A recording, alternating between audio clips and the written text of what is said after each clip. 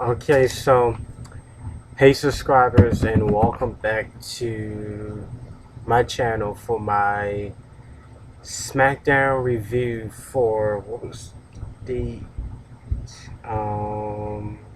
for September the 28th, 2012. October is literally days away. This was a good Smackdown, I must say.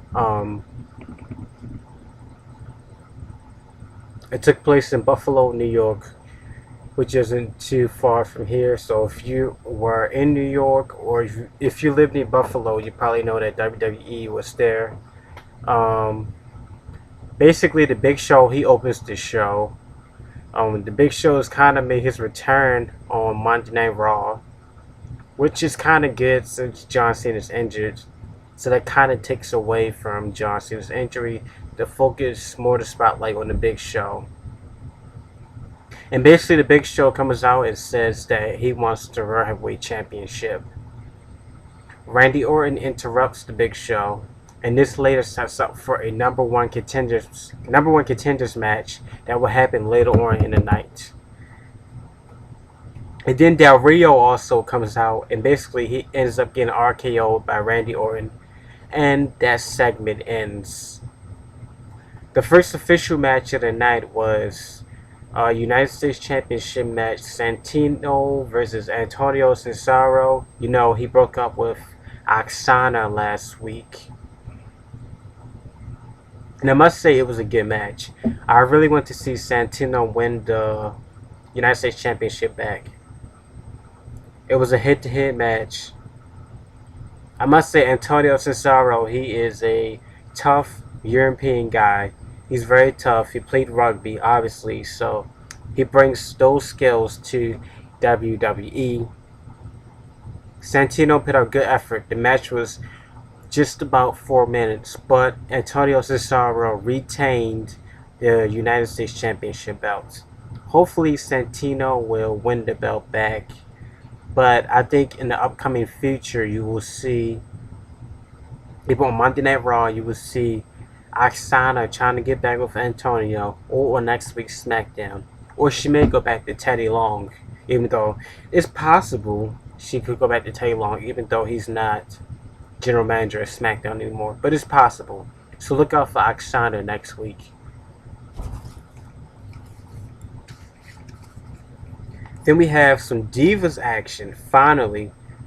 We have Beth Phoenix versus Natalia. I must say that they have the same, their bodies are built the same.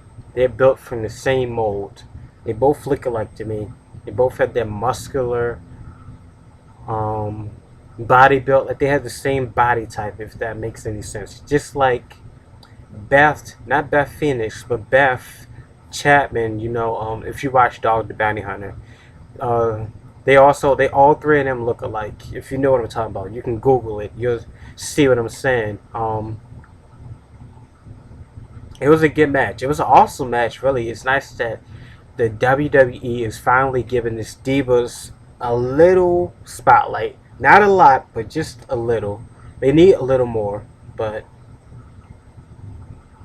I must say Natalia was impressive. She was tough competition. They both were good competition. Like I said, it was an awesome match. It's around 3 minutes, which it could have been longer, but Beth Phoenix pulled off the win. But at the end of the match, E comes out and basically says that Beth Phoenix is suspended indefinitely because, you know, Caitlyn was taken out and Night of Champions right before her match with Layla for the WWE Divas Championship belt.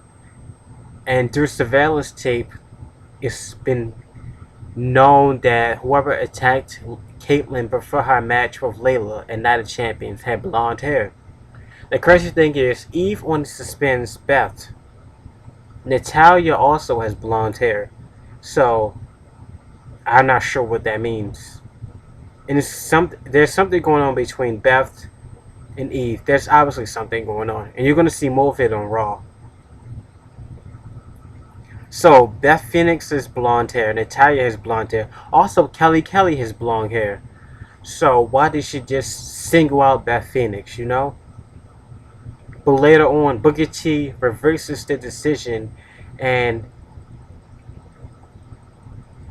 basically Beth Phoenix isn't suspended anymore.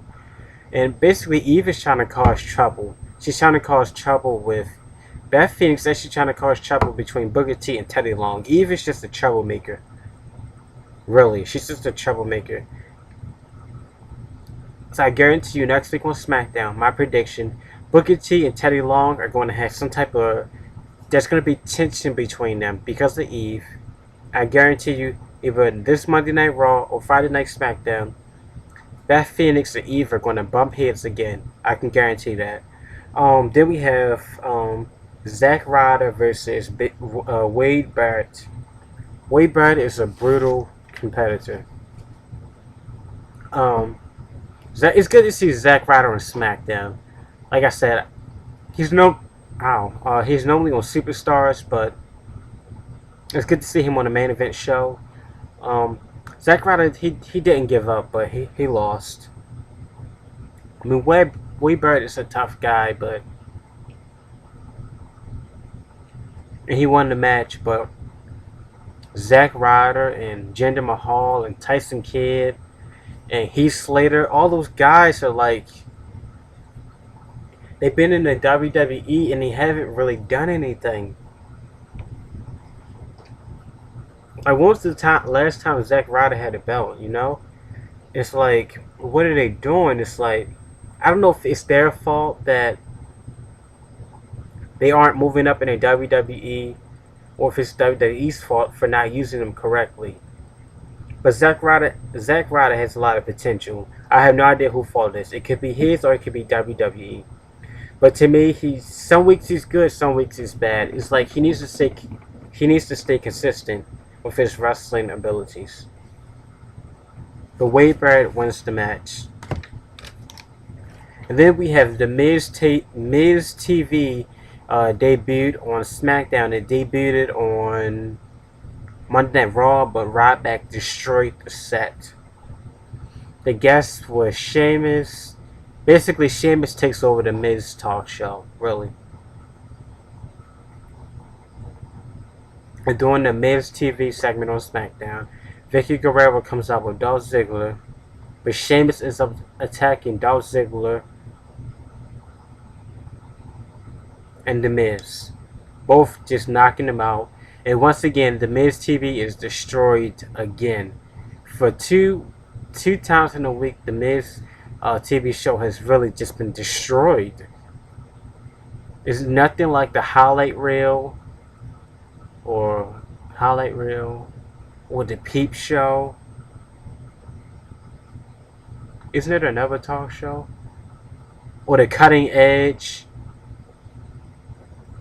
Or the highlight what was MVP's talk show name? The MVP.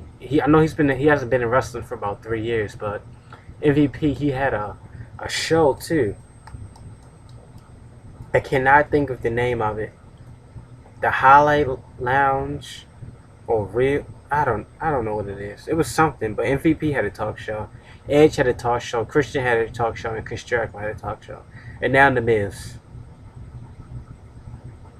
And now Booker T has started this tag team tournament. But basically, Miz TV was destroyed. But Booker T started this tag team tournament, and it was the Rhodes Scholars, which is made up of Cody Rhodes and Damien Sandow. I have no idea how they became a tag team. I really don't. Versus the Usos. It was a 3-minute match, and the Rhodes Scholars pulled off the win. So they advanced to the tag team tournament. So we have to see who they face next week on SmackDown. And this is going to build up into Hell in a Cell. I guess, and then whoever wins the tournament will face Kane and Daniel Bryan. The Usos must improve on their skills.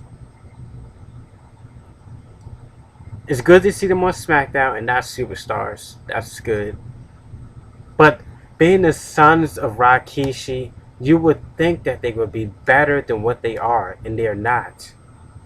I'm really disappointed in their skills. I really am. They could do so much better, and they aren't living up to their potential. And I must say, this to me was a good match, a good, awesome match. Tensai versus Ryback. Tensai versus Randy Orton was a good match. Randy Orton just basically dominated Tensai. And I was very scared for Tensai versus Ryback because Ryback normally faces all these small guys like Jinder Mahal, Heath Slater. Now Ryback has some real competition after like 3 or 4 months of facing these little guys. He finally has some real competition. This was a good match. I must say I was very impressed by Ryback. I thought Tensai would have beat the guy up, but Ryback proved he's not Goldberg. Even though some people say that Ryback is the new Goldberg, he's not. Ryback is a good wrestler though, and I must say I was very impressed with his skills because I was very worried that Tensai would destroy Ryback because Ryback is used to facing like Tyson Kidd and Zack Ryder and Jinder Mahal and all those little guys, but he held his own against Tensai and he won the match. So that was good. Ryback won, so that's good. So I'm happy. That was a good match to me. I liked that match. Next, I want to see Ryback versus, Sheamus, Randy Orton, The Big Show, CM Punk, John Cena. Leave the little guys alone and let Ryback face some real competitors. He isn't going to be on Goldberg's level, but he's a good wrestler. And then next we have the main event. Big Show versus Randy Orton. But there's a video backstage of Randy Orton walking to the WWE set. He was on his way to the stage for his entrance, and Del Rio attacks him from behind, basically takes him out, injures his ribs. So the Big Show comes out. So to me, it appeared that Randy Orton was really hurt. So the Big Show comes out, he does his entrance, everything. So I'm thinking that there's no way Randy Orton can come out and compete. They're just going to have a replacement. Randy Orton's music hits and Del Rio comes out. So I'm thinking maybe Del Rio will replace Orton. No, Randy Orton comes from behind, takes out Del Rio. He comes to the ring. He didn't give up. I mean, he could have gave up, but he came to the ring. He's basically dominated by the Big Show, really. I mean, it was around 10 to 12 minute match. Randy Orton was basically grounded most of the match because that rib injury really just took him down. The Big Show just destroyed him, really. Even though at one point towards the end of the match, Randy Orton pulled out an RKO out of nowhere, I thought maybe he had the match. But no, the Big Show pulled off the win. The Big Show is the #1 contender for the World Heavyweight Championship at Hell in a Cell. And once the match is over, the Big Show's getting ready to leave. He's walking up the ramp, turns around, goes back in the ring, and knocks Randy Orton out with a punch. I would have loved to see Randy Orton win that match. Randy Orton should have won, but he was taken out by Del Rio, which is good because the Big Show is coming back full force. I mean, he's been gone for about a month and a half to 2 months. He comes back last Monday night on Raw. He comes back on SmackDown. He becomes the #1 contender. He's only been back in WWE for like a week, and he already the #1 contender. I mean, WWE is just flying him through. And most likely, he will win the World Heavyweight Championship because Sheamus has had it for a long time. So most likely, Big Show will win it at Hell in a Cell. Now, for next week, I'm not sure if Randy Orton will be on Raw because of the injury. But he guaranteed will be on SmackDown. And you know who he's going after? Going after on next week's SmackDown? He's going after Del Rio. Because Del Rio cost him a chance for the World Heavyweight Championship. So Del Rio and Randy Orton are going to be going at it next week on SmackDown. So this is my SmackDown review for September the 28th, 2012. I think I got the right date, yeah. After this video, I'm doing my Raw predictions video for tomorrow's night, Monday. So after this video, make sure you check out my Raw predictions video. Make sure you check out my TNA review if you're a TNA fan. And make sure you check out Your Questions Answered Part 4. Your Questions Answered Part 5 will come out later this week. So make sure you check it out. Let me see. If you like this video, you can like it. If you dislike it, you can dislike it. Leave your comments. If it requires a response, you will get one within 24 hours. Make sure you check out my channel and make sure you subscribe.